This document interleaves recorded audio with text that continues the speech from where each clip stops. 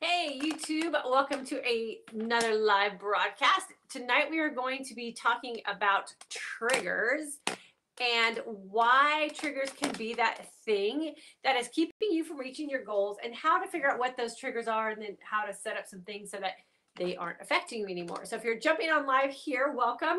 My name is Diane, and for the past 25 years, I have been helping women find nutritional plans and fitness programs to help them feel their best and look their best and live their most authentic life. We've been doing that here on this forum with intermittent fasting for the last couple of years or so, and I have personally been using intermittent fasting to help me live my most authentic life while trying to achieve happiness and a good feeling and a look that I want to have as an aging woman. So hopefully you are finding some success, or maybe some answers to some questions or frustrations that you've been having trying to figure out intermittent fasting. So today we are going to talk about um, triggers. A lot of times when we're struggling with something, or we find that we're constantly failing at something, like we try to start something and then we fall off, and then we try to start something again and then we fall off, whether it be a job situation, a relationship situation, some goals that you have with your health and fitness. The big thing for women seems to be the dieting syndrome, where we start a diet plan and then we fall off, and then we start something and then we fall off, or we have these great intentions to not drink wine every night, and then the next thing you know, we're drinking wine every night again. And oftentimes, what the cause of that start, stop sort of failure, start, stop, failure cycle are triggers. And triggers are those things that kind of stop you in your tracks when you have really good intentions to do something else. For me, a trigger is our couch, for instance. So I have really great intentions to not do the snacky late night thing, or have that glass of wine, or maybe that flavored mineral water, or whatever it is, as a little treat at night. But what happens is, as soon as I sit on that couch and we watch our little shows, you get that snacky feeling. Next thing you know, you're like justifying having a glass of wine or having some popcorn, and then you've just sort of walked away from whatever goals you had. Or maybe your intention is to work out every day, and you know you have to work out first thing in the morning, and then something happens with your kids, or you don't get dressed in your workout clothes first thing and you put on something else, and that's a trigger that kind of throws you off track.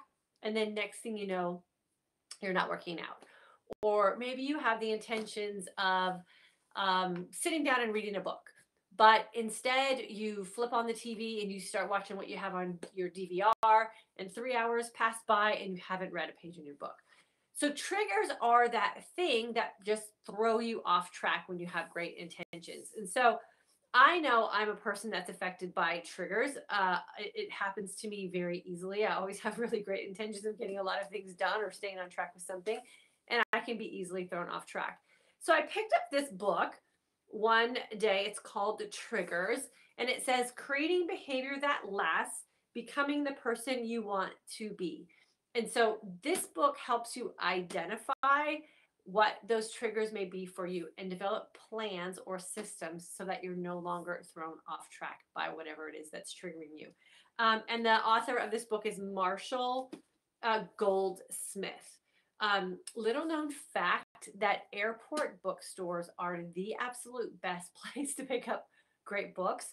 I always seem to find the best books at airport bookstores, and I found this one on a trip from California to Dallas, no doubt, when I was coming here for a little business conference, and this just resonated with me. The message behind the book and the title definitely caught my eye, and I read this book on the trip, on the flight there, while I was there, and on the way home, and completed the whole book in that little trip.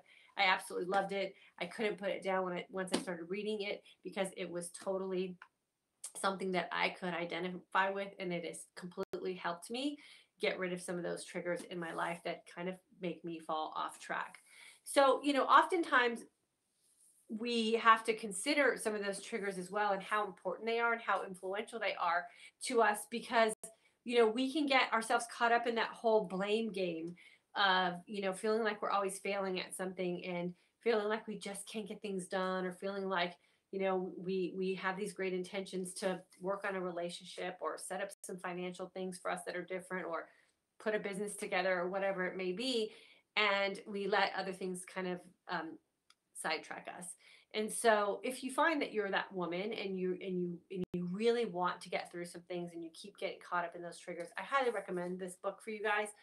It has helped me so much in the fact that you can really kind of put into place that it may not really be our fault. It's just sort of the way we're conditioned. It's the way life just kind of happens to us sometimes. And there are just some things in our personality that need to kind of be identified and sorted out, so that you can put those things into place and create new triggers, is what I've really been able to do. And make sure that your intentions are going to actually come through, because you're able to overcome the things that are sort of your roadblock, or even the easy excuses that you can put into place for why it is that you're constantly not being successful at something that you really want to be successful at. And it is for women, it is a lot of it has to do with that kind of self-sabotaging food stuff that we all deal with. And I mentioned this last night, and I'll mention it again, that that I have been in the arena of coaching women on health and fitness since I was young, 25 years, in my early 20s, when I became a fitness instructor when I was in the Air Force, group fitness instructor. And what I've always really loved about coaching women and helping women become successful with a health and fitness goal is not always what happens when a woman loses weight. It's what happens on the inside of the woman when she realizes that she can lose weight, that she can accomplish a goal, and that she can set something up for herself that's better and feels better than the place that she was when she started. So the weight loss part for me is always sort of like, well, yeah, that's what we set out to do. Of course we hit that goal. But it's the unintentional successes and the successes that we don't think about that change a person deep down inside, and helps a woman become really confident and empowered and feel successful and feel good in her own skin. It is always the biggest reward for me as someone who's on the coaching end of things. And oftentimes it's aha moments, like figuring out your triggers that are going to open up a door for you and help you overcome some of the things that might be roadblocking you or holding you kind of hostage in a place where you're in that repetitive start, stop syndrome with some of the things that you want to accomplish in your life. So I wanted to get that message out to you guys, because there are so many women that reach out to me that are just feeling stuck, and they're feeling like they're failing at everything, and they're feeling like they maybe aren't having the results that they were hoping for. And oftentimes it's a tweak, a really tiny tweak that you can make in either something that you're doing habitually, something that you're doing unconsciously, or something that you're thinking in your mind that might be blocking you from achieving the success that you want to achieve. Because oftentimes it's not because lack of effort or lack of desire, but it's just lack of just that thing that you need to switch up, or that trigger that you need to eliminate or rework in your system, or a habit that you need to create that's going to make you stay on track in times where maybe you would have fallen off. So you're not alone. I am a huge start-stop person, or I guess I used to be. I'm not as much anymore, because I'm just in such a better place now with my life and where I'm at as a woman, that I don't really allow those triggers to throw me off anymore. And maybe it's just because now I make conscious decisions about what I do, and I stop making excuses for things, and I just make a decision, and I live with it, and I own it, and I pick up and start fresh the next day. So if you're feeling troubled, get a book. Work with someone who can help you develop some systems to get you into a place where you're not roadblocking yourself. Brown eyes, hello, girlfriend. Frida, this is Frida from Anderson, South Carolina. I've been watching you for about a month, and I love it. I've went from 260 down to 130, and thank you so very much. Like 260 pounds to 130 pounds. That's amazing, Frida. Congratulations. I bet you feel amazing. Bridget, hello. Bad week. Bridget, why did you have a bad week?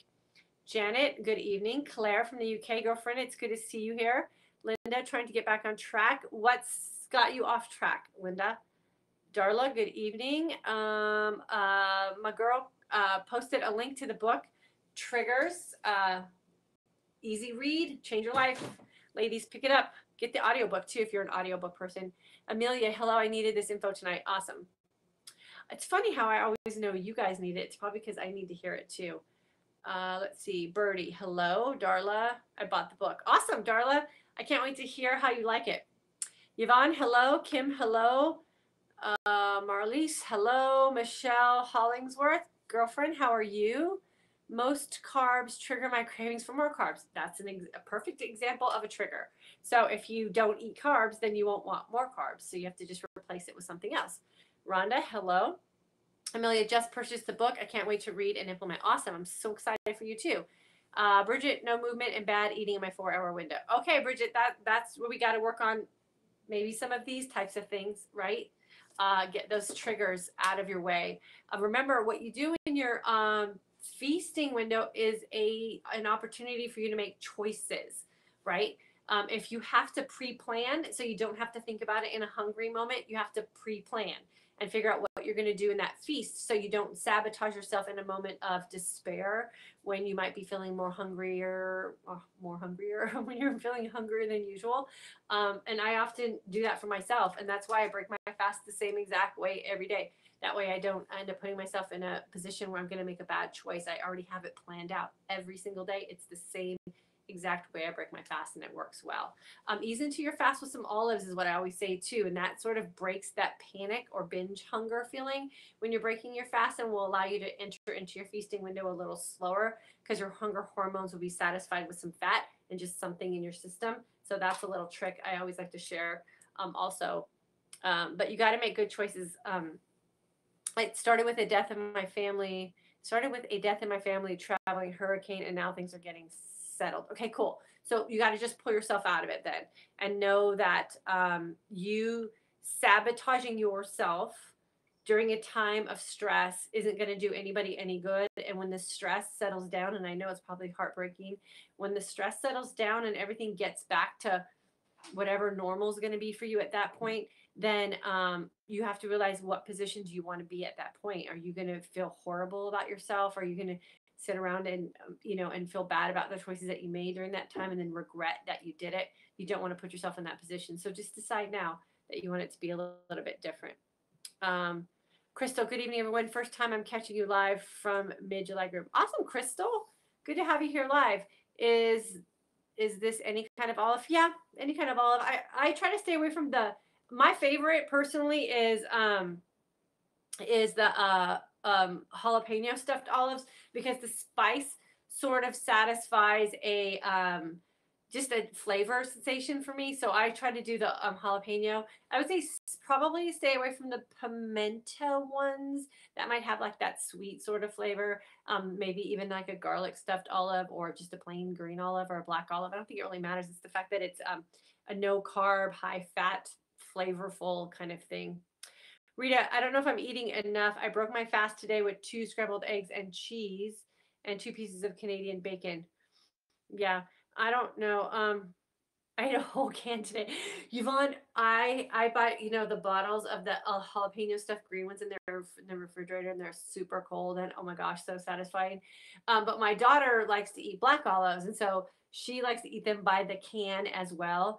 And at first I used to freak out because I was raised, in the no fat era. So like we were limited to how many olives we could have because they were so fattening. And my daughter's like eats a whole can, and I'm like, yeah, have the entire can. Because the alternative would be that she would want to eat some cookies or some crappy goldfish or something like that. So yeah, we eat them by the can too.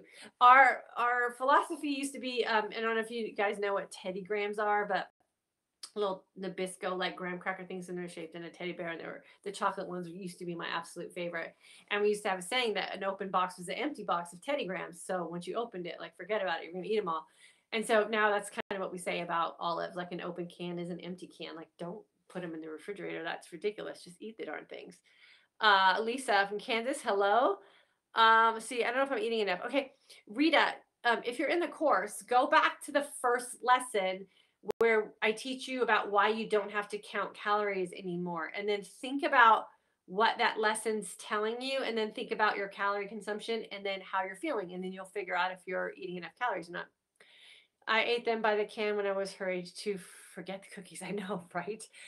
Forget the cookies. That is for sure. Lisa, thank you for the compliment on the haircut. I appreciate it. Um, okay, cool. Yeah, olives, they're the best, man. Hey, Deb from Ohio, how are you? Okay, so just a quick recap for those of you who just jumped on. We were talking about triggers and how triggers can be those simple things that sabotage us from getting the results that we want to get. And I gave an example of the couch as being my trigger. As a matter of fact, we just finished watching last night's This Is Us, and I won't be a spoiler if you guys haven't watched it yet. In 15 minutes ago, I was on the couch crying. But the couch is the place where I can sabotage myself really easily if I don't have a plan.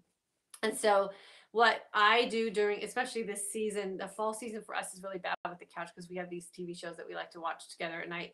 And so that's where I put in like my chocolate flavored tea, or I'll have some decaffeinated tea or something like that in the evening so that I have something to drink in place of the wine glass that I used to partake in.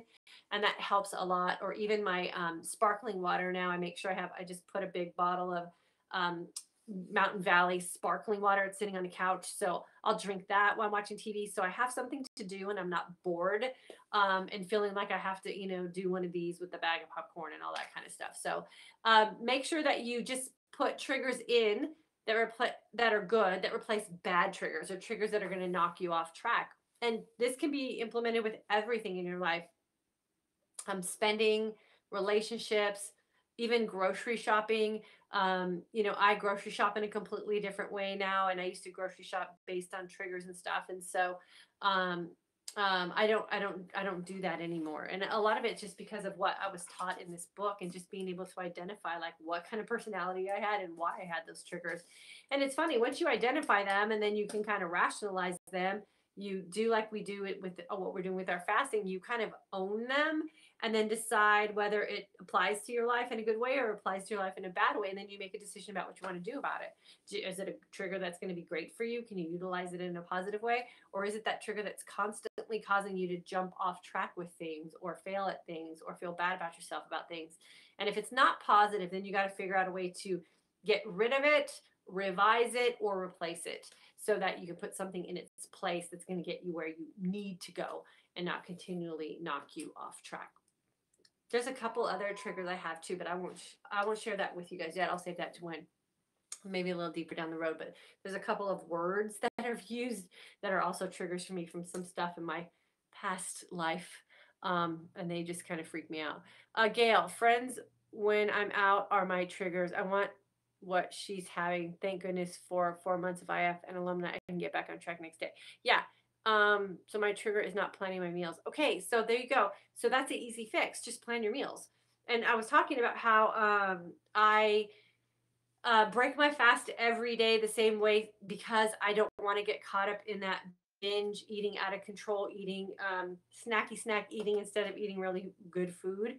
And so I've just developed a routine where every day at the same time I break my fast the same way. And that's really kind of kept things balanced for me. And then when I have dinner time, it's sort of a little bit more loose, but we kind of plan our dinners too. So, and then friends, if friends are a trigger for you, there's a couple things you need to do there. Have a plan before you go out of what you're going to have in place as far as your boundaries. And then if that's not working for you, maybe you're having some peer pressure, which seems crazy. We have to deal with that at this stage in our life, but it happens. Then talk with your friends and let them know what you want and that you don't want any peer pressure when you go out. And then set up something else for yourself. Having sparkling mineral water when you go out feels just as fancy as having a cocktail sometimes. Okay, cool. Okay, so I think that's everyone. I sabotage my day with time on the internet. Now I set a timer to complete things I need to get done during the day. Yeah, very good, Janet. That's a good one too. Was your chocolate tea a matcha brand? No, it's a Yumi brand. I think it's Yumi. And it's an organic herbal, like chocolate flavored tea. It's all natural, nothing funky in it. And I believe it's decaffeinated or light caffeinated too, so it doesn't keep me up at night. Some teas on the box, it says like how much the caffeine level is. So it's either no, low, moderate, or high. I think this one's like a low, so I can drink it at night and I don't have any problems. If you're not caffeine adaptive though, it might cause you problems. So know if you're caffeine adaptive or not. And you'll know if you're caffeine adaptive or not by the way like caffeine makes you feel. If you have caffeine early in the morning and it keeps you awake at night, you're probably not caffeine adaptive. I could have a cup of coffee right now and have no problem sleeping. So I don't have any issues with that kind of stuff. So triggers, if you're having trouble staying on track with things, little things in life make you fall off track with things and you're not able to get back on. Make sure you find some help with that. And this book is a great way to get yourself kind of figured out. So you can develop a plan to kind of stop letting those triggers get in your way. Okay, so announcements really quick before we jump off. What does your shirt say? Oh, my shirt says chips, salsa, repeat. Yes. And I'm even getting a little funky about my chips, or I guess I should say selective about my chips. I am on a no corn season right now. So I'm not eating corn chips even when we go out. So I am going to be that girl. You know how like we used to take our own sweetener to the restaurants or whatever? Like I used to take stevia packets in case the place didn't have stevia, but now I don't use stevia either. And now I'm not eating any corn for a while because corn has been making me feel sick. So I thought I'll just take it out and see how I feel. And I've been feeling amazing. So I think corn is a trigger food for me. And so I am going to take my own tortilla chips with me to restaurants now when we have chips and salsa. And I'll be the lady pulling my chips out of the bag, out of my purse. But yeah, so still chips, salsa, repeat, but just a little bit more Gucci. Okay, a couple of announcements. Alumni course is going to be amazing. Kara and I spent the morning restructuring it and putting some new things in place. I think you guys are going to be really excited about that. Those of you who've already been through it, you guys were our betas. Your input has helped us shape what we're pulling together now for our September 30th course. Remember, once you're an alumni member, you're always an alumni member, and we will be continually updating content to the alumni course. So just because you went through the first 30 days doesn't mean it's over. We are going to we're going to keep adding new content to the alumni course. So it's going to be always up and fresh for you guys. So if you haven't joined yet, definitely make sure you do because we are closing registration out on Friday at 3 p.m. And then I don't know when we're going to do another kind of alumni enrollment because I know we're getting close to the holidays and stuff and I don't want to get anybody bogged down during the holidays. So September might be it for a little bit. Don't like quote me on that, but that's kind of the plan we've been having. So get in now if you can. Week 3 and week 4 current students, you'll be eligible to join. If you've been in a course in the past, you're eligible to join as well. And then we have another beginner course starting September 30th. So if you haven't joined the first course yet and you've been kind of hanging out with us, now would be a great time to jump in as well. You'll have the entire month of October to go through the beginner course of intermittent fasting. And I guarantee you will be set up to get through this holiday season where food is not going to be your enemy, but it's going to be your friend. And we're going to teach you how to manage all of that. And we'll talk about that in the alumni course too, how to handle the holidays and fasting and family and all that stress stuff. So definitely make sure you get registered for one of those 2 courses by Friday at 3 p.m. The 5 women who were announced to get a free consult call, if you haven't reached out to Kara yet, make sure you have, or she will get in touch with you via email. The t-shirts are coming. We're just having to finalize the website to get them up so you guys can order them easily. And alumni members, remember, you get a special discount on those. So another thing coming at your direction as far as being an alumni member. And I think that's it. I will see you guys tomorrow night. Tomorrow night is Thursday. It'll be our last live before the weekend. Oh, and those of you who are on Instagram today and are curious about how the parade went, it went fabulous. My son is the student council president, and he was running and organizing the parade for our community today. It's homecoming week, and so it was a big deal. It's a big deal here at Trophy Club, Texas. And so that was really fun for our family, knowing that our son was a big part of getting him and his executive team were a huge part of getting the parade together. And then Friday night is our homecoming football game, and then Saturday night's the big homecoming dance. So that's a big deal because he's a senior this year, and so that's all fun stuff. So that was the update on the homecoming stuff. I'll keep you guys posted on all other cool stuff that's going on for us this week with homecoming as well, for all of you who are interested in following that. So have a super night, and I will see you guys tomorrow night, 9 p.m. Central Standard Time, right here on YouTube. I think Facebook is out for a while, so we'll just be here on YouTube. And then if you'd like to jump on with us on Instagram at 4 p.m. Central Standard Time tomorrow, we will hit another topic, probably related to fitness, because that's what we're doing this week. And then October, we are going to focus on